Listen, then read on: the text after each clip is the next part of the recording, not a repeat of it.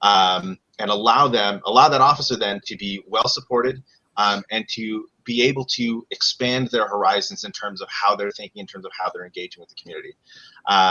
Especially, I had a lot of really constructive conversations at Crown last weekend, wherein some of the conversations ended up being, if there was one thing that you didn't have to do as an officer that would make your life much easier, what would it be? And one of the answers I got speaking to one of the web ministers was just the handling of password reset requests, which is a tiny job and does not require a tremendous amount of expertise, does not require a tremendous amount of skill, but would alleviate a lot of the pressure from the officer to allow them to do the other duties that they are responsible for.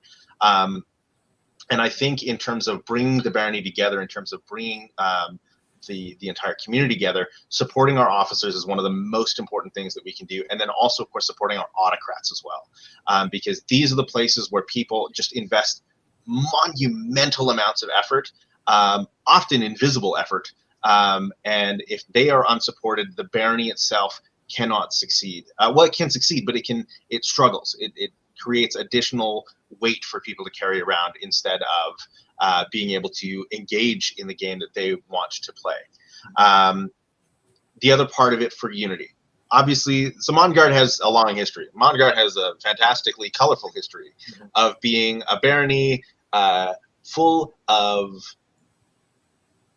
we'll just go with conflict. We'll just call it conflict. Conflict seems like maybe antagonism at times. But we are a barony that has a long and storied history. There are various factions within the barony, and it would not serve the barony to pretend that those don't exist. However, in bringing people together, it is important to find common ground. Obviously, some of these feuds are old enough that people don't always remember what they were about at the beginning, but we always find reasons to add to our feuds. We're really good at that. Human beings are fantastic at creating casus belli to go to war with people. So what Quanjin and I would like to do as a baronial couple would be to pursue, to bring people to the table. And discuss where our common ground lies, where we can work together, even across the table with various factions, with various conflicts that exist in our barony, to find the common ground where we can grow mutually, even if we don't always like the people across the table. That being said, it is also important to recognize that some of the antagonism that has gone on within the barony amounts straight up to bullying. And some people will not be comfortable coming to the table. And we also want to give that its due respect, and not force people who are vulnerable to work alongside people who have been their antagonists in the past. It is not our intention to make people uncomfortable and to put them into situations where they are stressed or traumatized. It is very much our goal to instead focus on the common ground aspects and to listen when people tell us that a conflict is actually maybe too great in a certain instance, to bring that common ground forward and to instead redirect some of those energies in different avenues so that people can still contribute to the game, people can still contribute to the barony itself, without having to feel this pressure that someone who has been a source of conflict or a source of trauma within the community is going to be directly and constantly with them and over their shoulder, because that also, I believe, is very not only not constructive, but also very painful for a lot of people. And I'd like to add that the challenge in everything that Arjun just said is to be able to support everybody that is involved, and trying to find that balance of being able to support one or more people who may be in conflict to make both sides or more realize that we support them in growing the community. And that is our goal. Okay, thank you for that. So now that you've had, excuse me, a chance to listen in on the other couple here, River and Dees, how will you create a strong community of unity in the barony? That was an absolutely beautiful answer. Absolutely, I would absolutely support 100% of what you just said. I think we both would. And So it's interesting because our Jin and Rever and I got to have breakfast together at Crown, and we were actually talking about this, literally talking about this in terms of how, yes, there's deputy officers, there's we don't call them drop deads anymore, but having an officer that's there for emergencies. And you had mentioned the minute, like the miniature officers to help with specific things. And I still love that idea, like I did when you brought it up the first time. I mean, they do it for kingdom offices, right? If you look at the kingdom heralds, they have all these little jobs that they don't have to, it's not done in the paperwork the same way, but they're definitely an officer. They have very specific tasks, and it helps to train newcomers, and it helps to take up the burden of that, because really, I think it's very difficult for a newcomer to take on a huge job. I mean, when I first got here, I wasn't kidding when I said 2-3 weeks later, I was the Baronial Herald, and, been here a month and a half and did Vox for Samhain. Like, it was very intimidating. And, thank God I'd been a trained actor, because I don't think I would have coped otherwise, because I was just thrown into it. I really do think that basically you're the man with the plan with that. That's a fantastic way of looking at something we can do in terms of volunteers. And I think it goes really well with, like, sergeants are allowed to take men at arms, right? To help train them in their fields, in their various fields. And I think that's also fantastic, because that brings people in a different way with sort of more that personal fealty concept, right? Because we definitely have, the fealty concept and having individual people seen as mentors and as teachers. And then there's some more business side of it, which is the officer side of it, right? It's the business side, where, people are learning about finances, right? Working with the exchequer, people are learning about, okay, geez, how do you make sure that the legal aspects of being a club full of volunteers, how does that work? And training underneath the seneschal, right? How do you bring in newcomers, and how do you do a demo, and working and training underneath the chatelaine, I think, is really important, because what we end up with is like you'd mentioned, Arjun, just one person doing the office and exhausted. So something else we talked about in terms of strong community and unity is, yeah, we're all going to think differently. We're all going to have different visions, but just say yes, really, right? If someone has an idea and it's going to promote something, and it might not be what you want to see promoted, but will it be fun for someone? Just say yes. Is it going to hurt anyone else? No, but it's an interesting idea. Just say yes, right? Why say no to things because it's not quite your bag, right? So I think it's, man, how do I explain this? I'm having a tough time explaining this. It's about being community. Like, we've already told the boys, that the lads here, if they win, we're already talking to officers that we can work under to help replace them, because people are tired. Part of community is understanding that, yeah, okay, we might not end up being Baron and Baroness, but that doesn't mean that we don't want to be here, and we don't still think that the things that we can offer in terms of service, we can't do in other ways. That's part of, I think, what all four of us we're talking about, right, on the weekend, is it doesn't matter here who wins. Right. Except for like a couple of things, we all agree in terms of, like, we need to have fun. It needs to be inclusive. We need to work more as a community. That the giant canyons between these sort of gossipy groups of people and people having trouble, that needs to end. It needs to stop. Right. Those conversations need to become far more respectful, far more professional, and right. People just need to start showing some compassion and empathy. How do you build a strong community? You be a community. You stop being a gaggle of individuals with your own goal in mind and your own cookie that you want, and your own, I want that thing and that thing to happen, and my way is absolutely the best perfect way. No, it's not. No, it's not. Right? That doesn't exist. No one has perfect ideas. So that's where I'm at with that. I agree 100%. There's not really much I can add to that. I'm the emotional one, as you can see. Yeah. Okay, so we actually had a question coming in the middle of that, and I kind of held off a bit because it's a little bit of a sideline, but this came from Allert Pearson.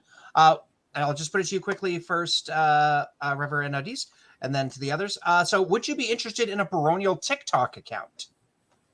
I'm not familiar enough with TikTok to. You're on TikTok all the time. Is that what you watch? No, No? it's not. Oh, okay. No, we can't What do you talk about that right now. PG show. watch? A Baronial TikTok account? Absolutely, as long as there's a proper mediator. And any kind of social media is fantastic, right? You definitely need to decide as a group, maybe in terms of in council, what kinds of things you were going to put and post on TikTok, right? But yeah, no, it sounds like fun. Okay. Just say yes, right? Like it sounds like a riot. Let's chat. Okay, so let's put this over to Kwanjin and Arjun. So would you be interested in creating a Baronial TikTok account? Well, so the first thing is I just want to say, fortunately, we are not dinosaurs. So yes. But in honesty, absolutely. I think for one, TikTok is a fantastic medium. Short form content in general, whether it's improv, dance, whatever, has a ton of reach. And if we're talking about bringing in newcomers, if we're talking about engaging with a younger populace, we definitely need to do TikTok. That's not really a question. And it's the same question that that came up 10 to 15 years ago when the question was, do we do a Baronial Facebook? And the reality is, a lot of the people who are commenting today are doing so from Facebook. And if we skip the ways of the future, if we sideline the ways of the future, it doesn't do our barony any service. That being said, as Kwanjin pointed out while we were muted, I would be the one doing the dancing. It would be me, not him. Apparently, he cannot dance. I will endeavor to convince him to anyways, because I think the dual Asian dances have a great future in TikTok. It's just an unrealized, untapped potential as of yet. Mm. Okay. And So doesn't have an opinion on TikTok. Actually, I agree. I agree with Arjun when we say we need a TikTok, and the short format of TikTok does lend very well to what we do in a lot of things. So, yeah, let's do it. That's my opinion. It's just a matter of how, and let's look into that. And I think like TikTok is a great way to showcase little bits of heraldry, little bits of bardic, little bits of arts and science, little bits of what a combat moment looks like. You could take a sliver out of anyone's quick combat video and make something engaging and interesting with it.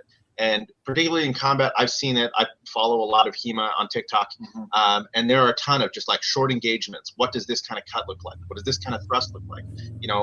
Where is the Unterhau? And how does the Unterhau work? And all of that kind of stuff can be really engaging. It's 30 seconds of your time, and it's a really great way to get people interested in stuff. And more importantly, I think, especially within a community such as ours, where ANS and bardic and heraldry can often seem to take a back seat to combat. TikTok is a great way to showcase in short form a lot of those cool things. Even just like a quick whip pan video of the cool ANS projects at an event is a really great way to showcase some of the cool stuff that people like to explore, some of the history that we like to engage in, and some of the arts and sciences we come up with. And how many of us do look very different from our mundane lives to our SCA lives? Well, I'm always really, really ridiculously good looking. So yeah, not everybody is you, Arjun. Fair. Okay, so we're going to move over to another question that was pre-submitted here. This is more about self-care. So Baronial couples need to put in a lot of time. How will you balance work, family, SCA events without burning yourself out while maintaining a physical and mental wellness?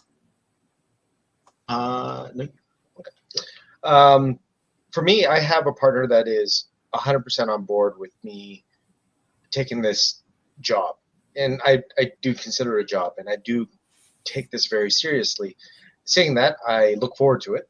And when it comes to balancing my work, life, SCA, given that I have the support, I am very confident that I can do this. And to mitigate it is to basically have a very, very rigid schedule on how much time I spend on each. Because I cannot cannot spend all my time at work. I can't spend all my time at the SCA. That would be detrimental. That would be detrimental to my mental health as well as my my private life. So I will be putting away time away, and I will be consulting Arjun. Hey, maybe I can take this event for my private life instead. But it is one of those things that I am very aware of, and I will be constantly monitoring. But a rigid schedule is my plan at the moment. So I'm a more fluid person than Quan Chin is. So a rigid plan is not my plan. For one thing, as with Quan Chin, my mundane partner is a fantastic woman, and I have a lot of support coming from her, which is going to help ease a lot of my mental stress that might come from a job like being the Baron. That being said, I am also someone who thrives on varied engagement.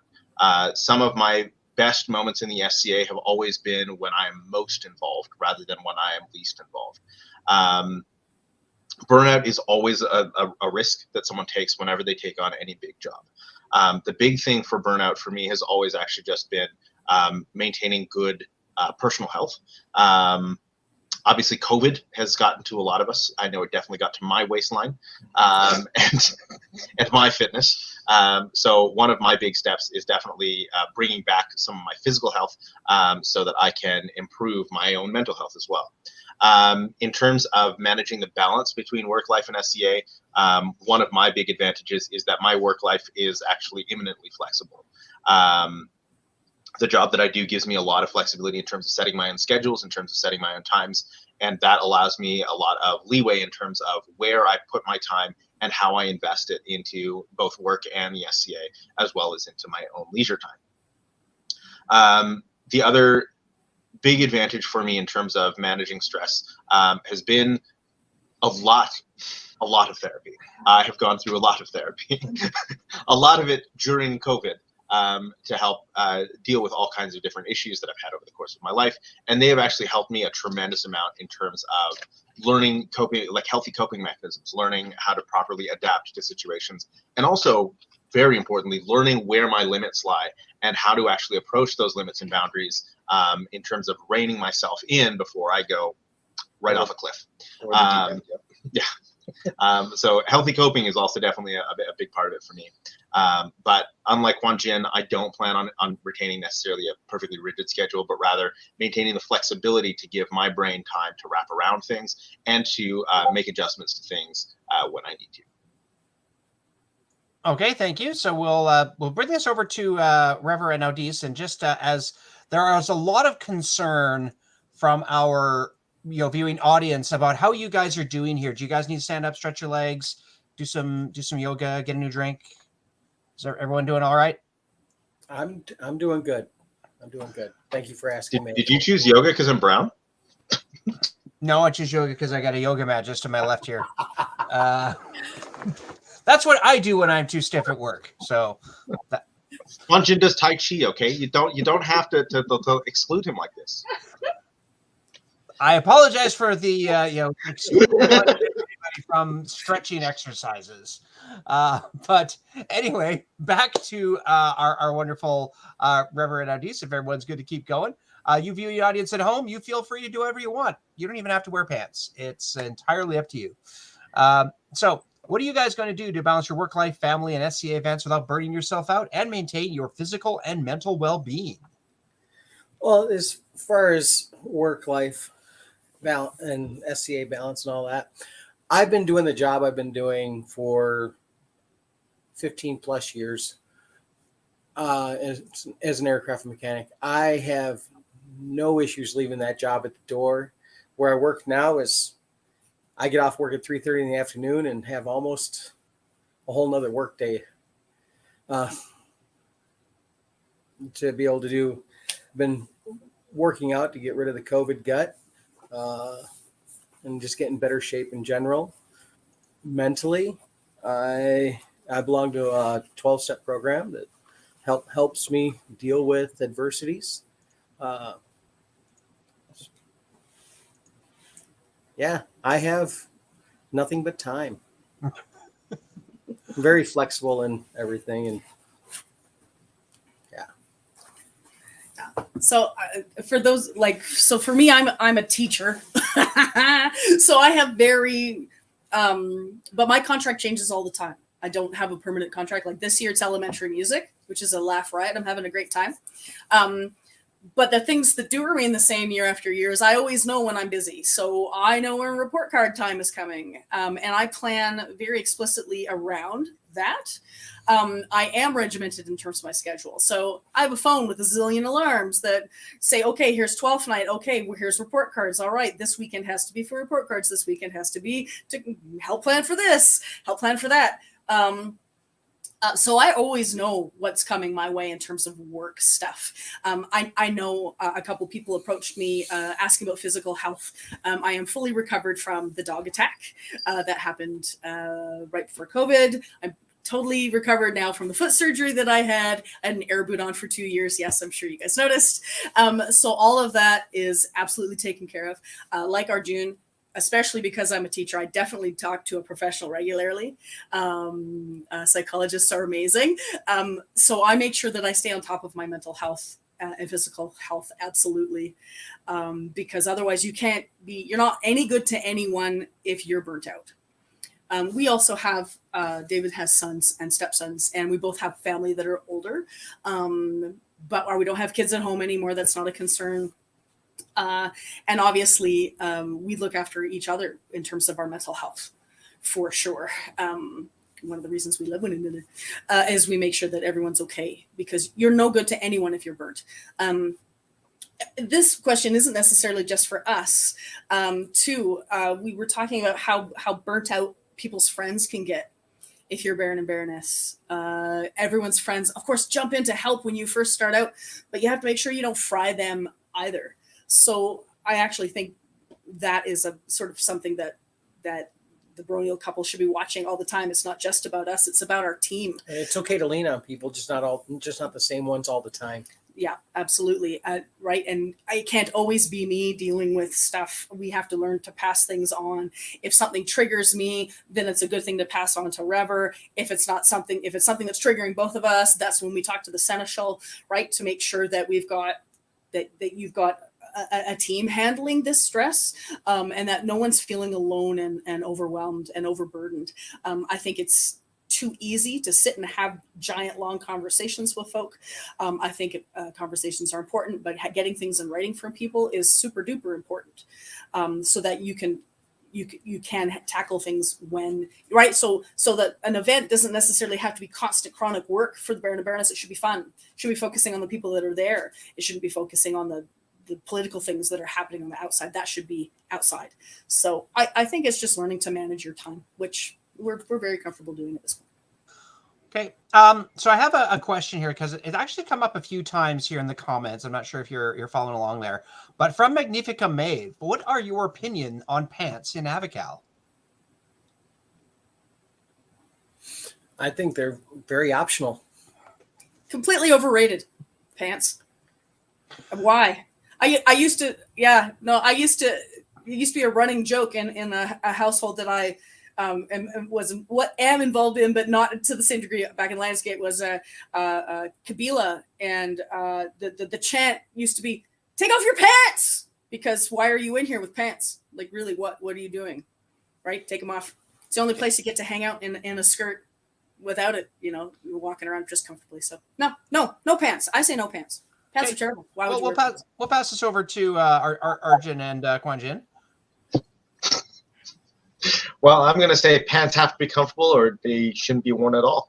I feel like your knight would have a difference of opinion with you. He might, but I think this is a sticking point for both of us. For me, I mean, coming from an Indian background, pants are super optional. There are all kinds of options. We've got dhotis, we've got chadars, we've got pajamas, like tons of options in terms of lower body wear that does not have to be pants. Pants are sometimes important, especially when there are children around. Pants are very important. And especially if you have not checked the length of your kilt, pants can be very valuable. So situationally valuable pants but not necessary, and definitely not all the time. Please God, not all the time. Okay, well, thank you for that. So, with that little bit of levity, thank you, Magnifica Maeve, for giving us the hard-hitting questions here. Now, for those of you, and I know that's everybody listening, went to Curia and heard the news that currently the Kingdom of Abacal is below the threshold to have memberships to maintain itself as a kingdom. So, what will you do? We'll start with Arjun and Quan Jin here to increase memberships in the Barony of Montengarde.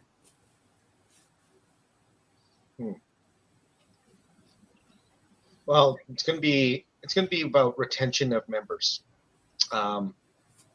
Basically, we're going to be trying everything we've touched on it a lot before, where we want to get people engaged, and it's kind of a combination of retention of members and getting our events up and running and basically ramp up, because the biggest advantage to our to having a membership in the SCA is events and being involved in our community. For me, it's a sort of a multifaceted thing. So obviously, retention and engagement always plays a role in terms of membership. But one of the other things that plays a role in membership is reminding people that memberships are a thing in the Barony. That reminding people that memberships are a thing that help the society run. The more support that we provide people and the more engagement we provide people, the more people are willing to purchase and retain memberships. But of course, it's also very important to remember that in a lot of cases, people who like having memberships and people who have historically maintained memberships but maybe lapsed over COVID have also forgotten what their expiries on their memberships were. I know for myself, I had definitely forgotten when my membership expired, and it had actually lapsed for over a year and a half before I realized that I definitely needed to sign back up.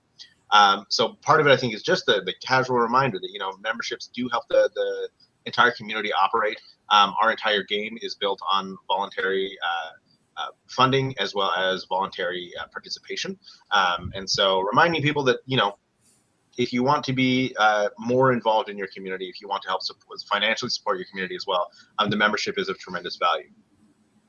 The second part, of course, is the value for the money. And this hits different for different people, and I totally respect that. For some people, it doesn't matter what's going on. They will always support the Barony. They'll always support the SCA, and they will pay for it no matter what the engagement level is. But for other people, there is a cost consideration to be made, whether it's because of their own pocketbooks, whether it's because of their own various engagement, their various interests that may take up some of their finances. And so one of the things that we can do as a Barony, particularly as Quantin has mentioned, with events ramping up, as the community comes back together, as the community gets involved again, it is very easy to create value for people, to create engagement for people, to create a space where they want to be involved. And that's going to be the big thing for us, is making sure that people want to be involved, making sure that people feel like they're a part of the community, and then memberships will become more accessible and more of an item of interest for people. And then from there, casually reminding them to actually spend the money and actually go on the website and actually take the 5 to 7 minutes it takes to get their membership. Okay, thank you. So, Rever and Odisse, what will you guys do to increase memberships within the Barony? Well, it's definitely membership retention, and remind people that this game that they love is only here because of the memberships. Remind them that if we fall below that number, that we lose our kingdom. And it hasn't become an issue yet, but it could. I think we're only like 40 below. 47 below. And if all the non-members that were at the Crown had their memberships, we would be well above that. So. Yeah.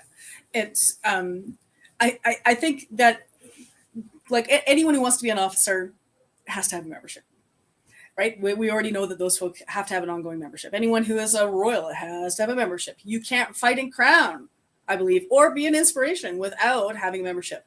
So And yes, you can help vote for who you feel should be on the baronial thrones, but the crown pays more attention to those who have a membership. So there are definitely things besides the money. The membership is really important for non-members. To me, are people that have floated in once, maybe twice. Anyone who's been to 3 or more events, you are part of our community. Being part of our community means having a membership. You get the newsletter. You get to belong in a way that when you poke in haphazardly, you're not. You get to take part in a bigger way. Is it true that to fight, do you have to have a membership? Used to be. Used to be. I'd have to look it up because I automatically assumed it. To fight in Crown, yes. To just to generate. Fighting Crown, but not fight. You ever want to fight for a prize tournament? No. Yeah.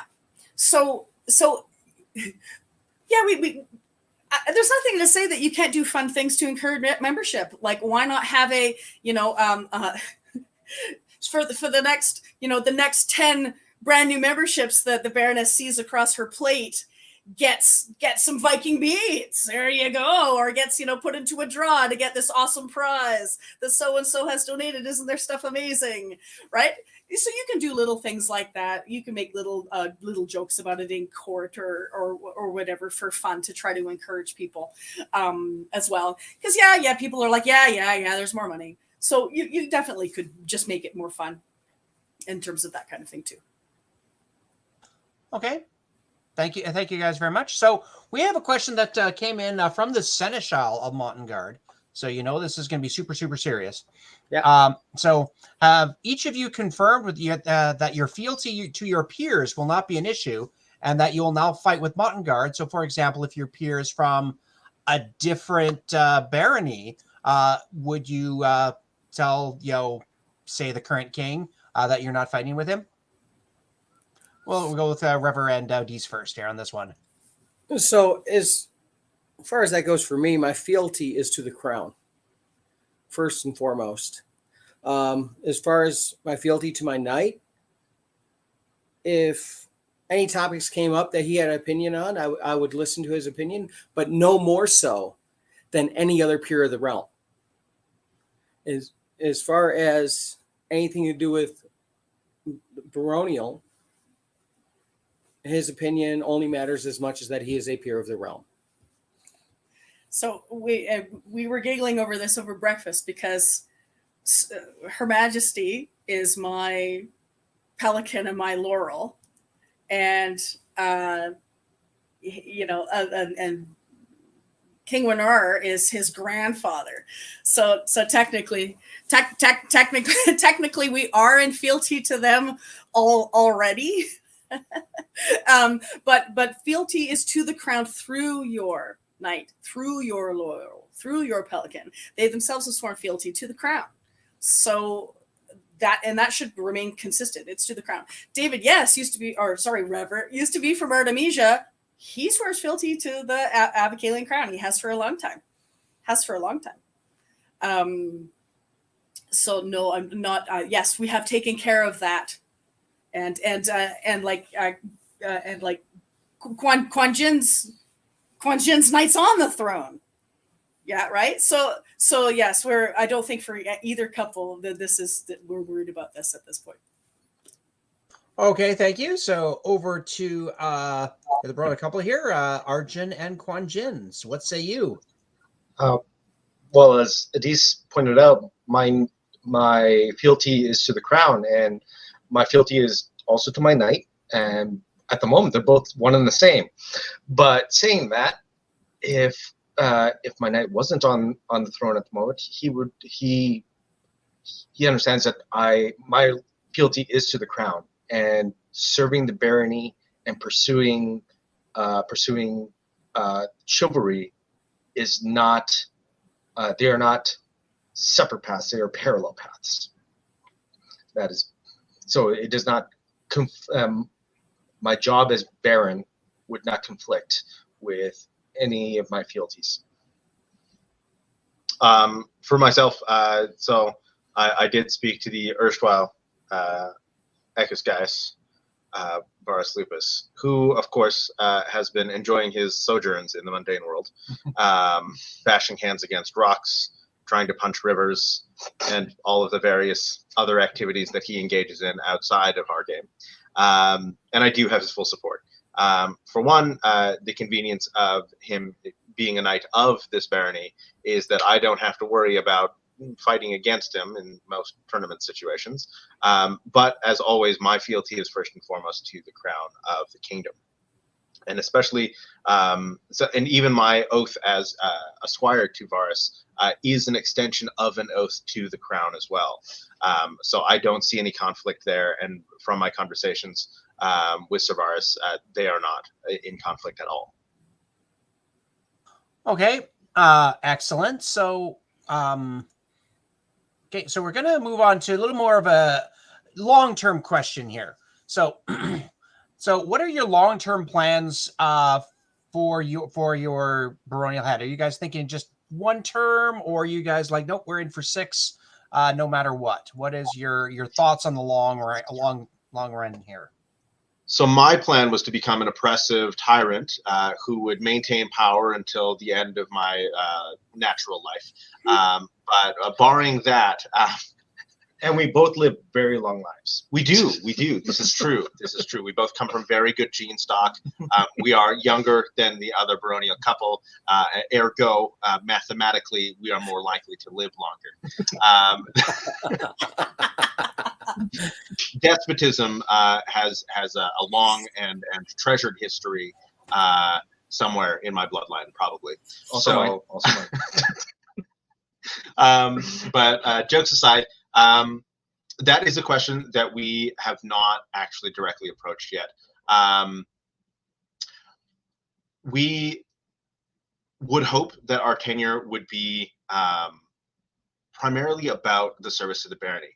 Once we feel that we've been able to make the contributions and to build the things in the barony that we aim to build, it is absolutely our intention to pass it off to the next baronial couple who can continue that work, who can continue to build on the dream. Our major plan here has always been about engaging in a little bit of a cultural shift within the barony, engaging the barony in a little bit of introspection on top of the fun, to get more people involved, to get more people to explore the dream that we all have, that we all share.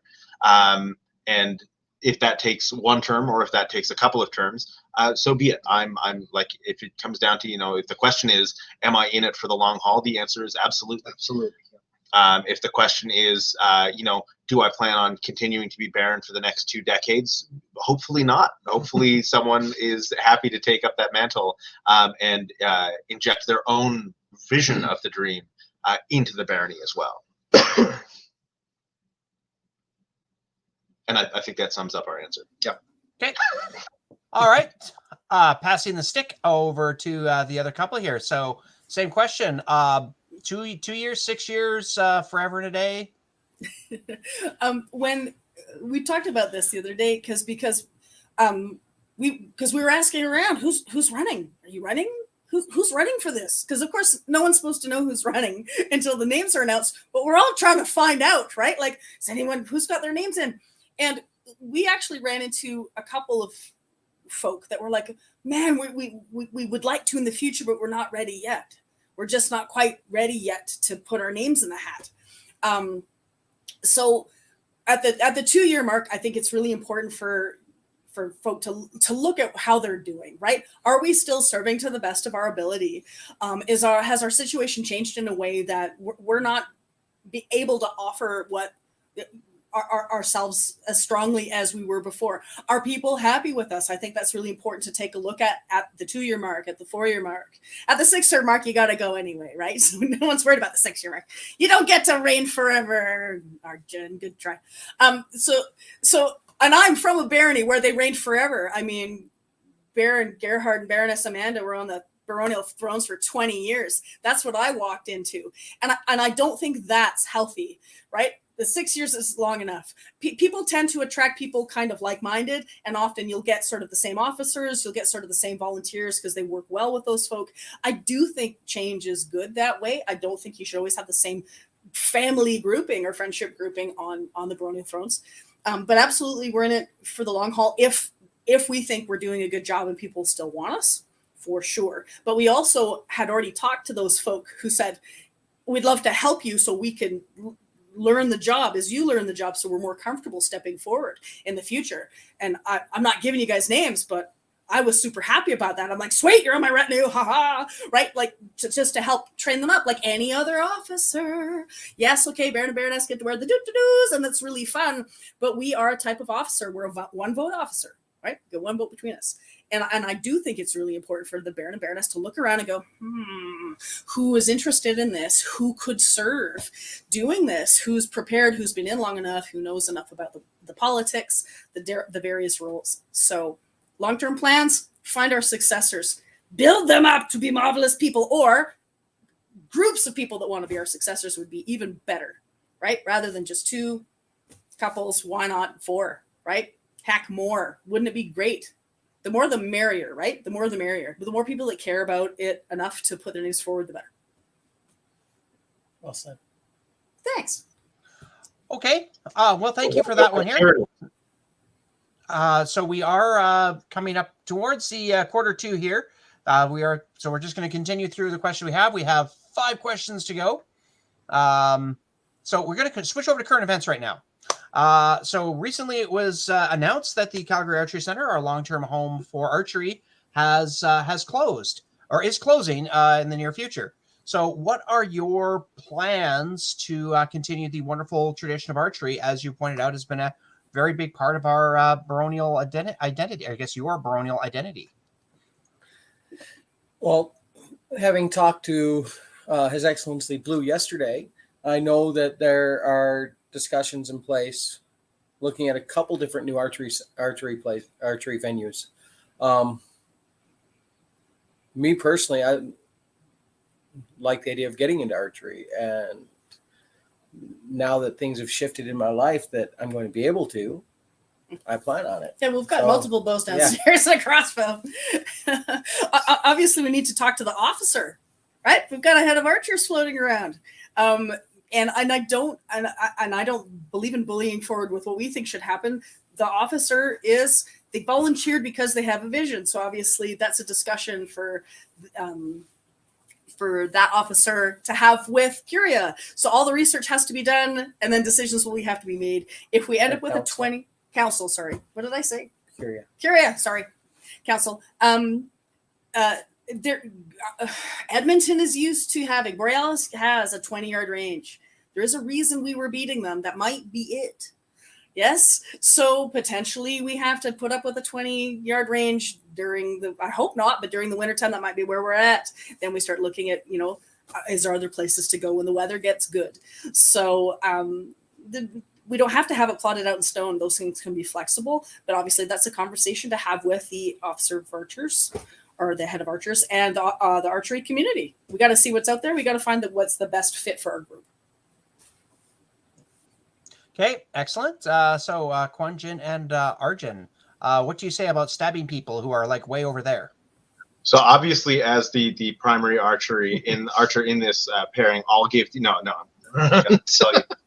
So as I've been told that there's no archery range within Calgary proper area that will allow wooden arrows. So that kind of limits our options. And the closing of the archery center obviously is devastating to the archery community, because it allowed us to shoot royal rounds fully at the 20, 30, and 40 range. Saying that, there is an archery range up in Airdrie that I need to look into and try to suss out if they are amenable to wooden arrows. And I have to look at, a while back, the Calgary Archery Club closed. And so I'll have to look into whether they actually reopened anywhere. Moving forward, it's just we need to have a plan, and talking with the archery community is going to be one of the big ones that we need to look at. Looking for a range is going to be our biggest challenge at the moment. Saying that, if in the short term, if we have to find somewhere to shoot outdoors, we'll find a place to shoot outdoors. But I want archery to continue. It is one of my biggest passions in this game. Okay, thank you for that. So we're going to shift gears a little bit here, but back to the viewing audience. This is a little bit of a long question here, but basically, merchants, what are you going to do to encourage merchant participation at events? That's a really hard one. So a lot of the question, even in the way that it's phrased, brings the question forward. Not only to the Barony, but also it's a question about autocratic and about organizing. So the challenge that an autocrat faces in putting together an event is not a singular challenge. Putting together an event is a large collection of moving pieces, and autocrats often have to sideline some things in favor of others. Now, obviously, we don't want merchants to be sideline. Merchants bring something to the game that can't really be replaced, really. At the end of the day, whether it's coming from more utilitarian merchants who are selling basket hilts, shield blanks, and all that kind of stuff, or whether they're coming from a more artistic perspective in terms of the jewelry, in terms of the other trinkets, or whether it's even just in terms of feast gear. A lot of these, not only can they contribute in terms of dynamism, as the commenter asked, included in their question, but they also contribute very specifically to sometimes the function of the event. You will invariably have newcomers, and our goal is to bring in newcomers to our community. Those newcomers will obviously not have stuff, and they will need more stuff, and then maybe a bigger house to have more stuff in the house. But that's secondary. What's important here is bringing in merchants and encouraging merchants to have a healthy and vibrant space within our community, so that they can also enrich the lives of the newcomers that we want to be bringing in, and provide them with the stuff that they need to be able to participate. In terms of how to go about that, a lot of that is going to come down to helping and supporting our autocrats in terms of their planning of events, in terms of allocations.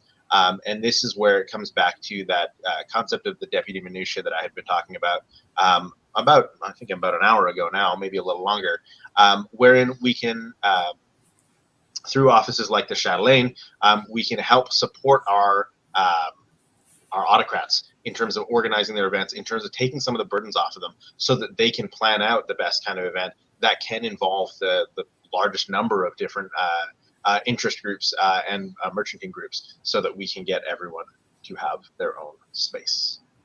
I agree. Okay, thank you. So we are, we're 8 minutes left here, so we're going to be trying to keep it short and to the point here. Merchants, go. So I'll talk about this one, because I feel absolutely the same way about Bardic, because we often get left till the end of the night, because there's no space during the day to have anything that's not part of the ANS tournament that's going on happening in terms of Bardic.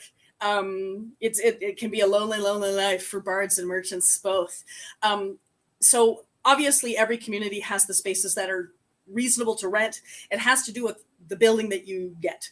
So I'm all for getting bigger buildings. I would like to see, I think merchants are integral. I don't think an event is fun without them. As someone who does not take part in the heavy fighting, and what else am I gonna do, right? When you go to an event and the whole thing is Eric's and there's nowhere to sit, right? There's nowhere to sing. There's barely, there's no chairs. I think that isn't a great way to hold an event. There should be space for ANS, and not just ANS. There should be space for like louder activities than ANS, right? They can't have anything loud in their space. We need those rooms for merchants. So I think part of that is encouraging autocrats to find spaces that the Barony can afford for events. That are bigger. Sometimes that would mean that the price of the event's a little higher. I think that needs to be taken into consideration, especially if you already know how many merchants are interested in taking part in events. So I think that That stuff is more making sure that you that if you're having a new autocrat coming on board, somebody who hasn't done it before, that maybe you help them find an autocrat mentor that might help them find sites or know who knows the sites really well. And I think it's just a matter of making sure that that is part of the plan with your various autocrats that want to volunteer. Okay, so we're going to move over to the penultimate question. This one was submitted by our very own Magnifica Maeve. So she says, the baronies of Abacal are at a crossroads between our branches that unite our kingdom together. As baronial leaders of Montengarde, how will you provide support to the smaller branches in your area, including but not exclusively Aresgard? Well, as the Bardic Defender of Aresgard, I plan on going there as often as possible. I think it's important for the Baron and Baroness to be going to any Shire event that occurs, right? Any Shire event, anyone who's associated with Montengarde, they need us to come to these events. They need us to offer up teachers. I remember, going to Locked Door with Princess Morrigan they hadn't seen a royal there in years. And having a blast because, right, you have to go to these things. They have newcomers there. A lot of the newcomers I've met lately are from the Shires, right? They're little bastions of wonderful, percolating, happy people. Send them teachers. Make sure you're at their events. Make sure they have officers to talk to. Make sure that you are part of that sort of ongoing support and discussion. Get on their Facebook pages. Ask them, see what's going on. Also, I said nothing about Aresgard. That's okay. I was at the Bardic Circle at Crown going, Aresgard every 2 seconds, every time I sang. Obviously, I won't be Defender of Aresgard forever, but no, as a baronial couple, we're there to support the Shires. I mean, yeah, we're just a barony because there's more of us in a little tiny spot. You can't. Yeah, it's integral. It's integral, right? You can't ignore it. They're some of our best folk out there among the weeds. Every Bardic champion we've had in the Kingdom of Abacal has come from the Shire of Aresgard. I mean, that's just the way it is. All right, so you have something to say there, River? Having been seneschal of a smaller shire down in Artemisia, I've been on the receiving end of the assistance from the larger baronies, and I know how important it is, and I'll give them all the assistance they require. Or want, probably too much. Okay, Quan Jin and Arjun. I'm Defender of Windworm, and I fully support that. The people of Windworm and our various shires, they're just as passionate as anybody in Montengarde about their various disciplines. They just don't always have the resources that we have. So, like, the best thing that we can do is to try to funnel some resources to them, or at least guide them towards how they can get those resources. And that's the best way we can support our shires. Aside from the obvious of show up, support them in their events, support them in their defenderships, all of that. So as an extension of the tyrannical arm that is the barony, it is very important that we directly go to our shires and oppress them with our presence. So given that is the case, we also want to make sure that we bring as many people from our respective barony to demonstrate to them the power that a barony holds over them. Demand tribute. And to demand tribute. The more tyranny we can exercise, the more they can get their newcomers involved. And the more tyranny that we provide them, the more encouraged they are to become their own barony and to do cooler and bigger things. So exercising as much tyranny as possible in the most direct manners as possible is the game here. Nothing says love like subjugation. Hey. Abuse. Discipline. Okay, so well, on that note here, guys. As well, just have the comment here. Spread the reign of terror, spread the love. I think that really puts together your thing there. But sort of as we're coming up on the end of the hour here, thank you both, all of you, for participating here. Thank you, Blue, for your stoic presence there up in the corner of the screen. So, any final words you would like to say to the populace there, Quentin and Arjun? Like, your closing argument, as it were. Why are you guys here? Anything that you feel needs to be addressed that hasn't been? I think we've covered most of the core elements of what it means to be a barony, in terms of what it means to provide support to the barony and to be in service to the barony. All of that being said, I think no matter who gets picked out of the two pairs that are here, I think we will have an excellent baronial couple to steward the barony forward. At the end of the day, I think all of us share the same goal. We all want to see Montengarde grow. We all want to see Montengarde improve. And we all want Montengarde to become the shining gem in a kingdom where another barony gets to pretend it's the kingmaker.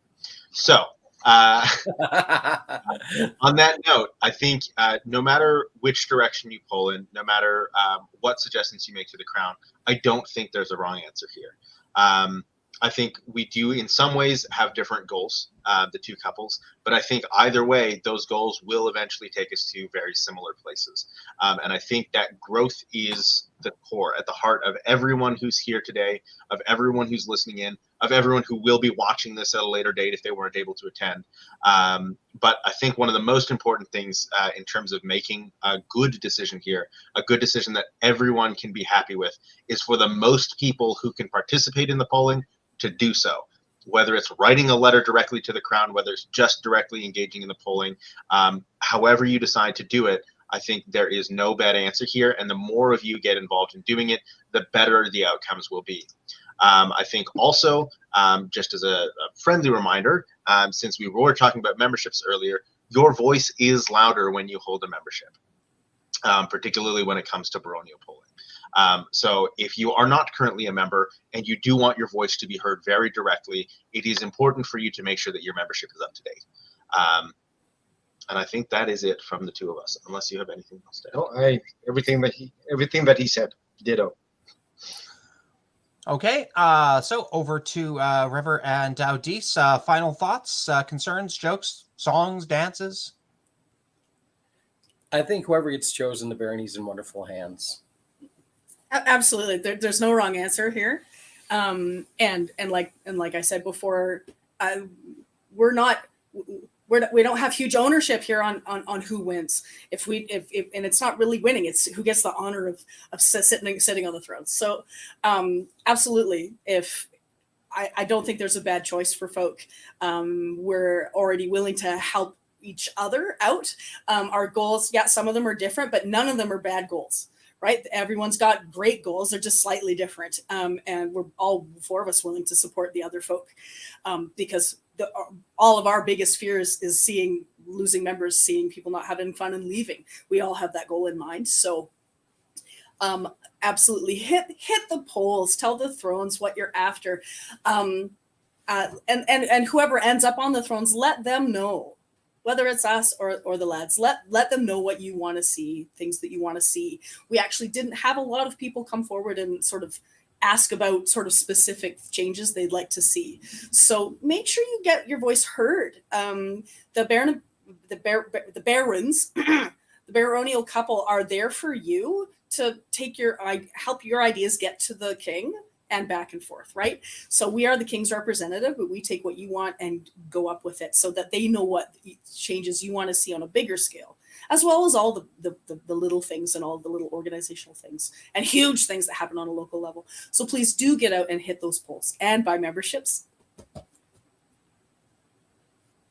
Okay, thank you. So we're going to have the absolute final word to the current Baron of Montengarde, the man who is sitting here quietly in the corner, just being awesome this entire time. Any final words from yourself there, Your Excellency? This may have been the longest period of my quiet awesomeness ever. But thank you all who came out here today, candidates, viewers, those who posted questions. The barony depends upon your voices, and dates for the polling online begins 15th to the 22nd. Check montengarde.org for more information as it comes out. In person, September 22nd at Fight Practice. That's Thursdays between 6:30 and 9, but I'll have to check with our official poll supervisors if they are sticking around all the way till 9. And Okay. thank you, Griffin Eye News, for helping us get this out to as wide an audience as we could. Yeah, and so those of you who may be tuning in late, missed the first part of it, these will be posted on Facebook and on YouTube for watching at later time. Or if you want to go over your favorite parts again, let's bring everybody in here. So thank you all for tuning in. Thank you for all your help, and we will see you at the polls. Good night.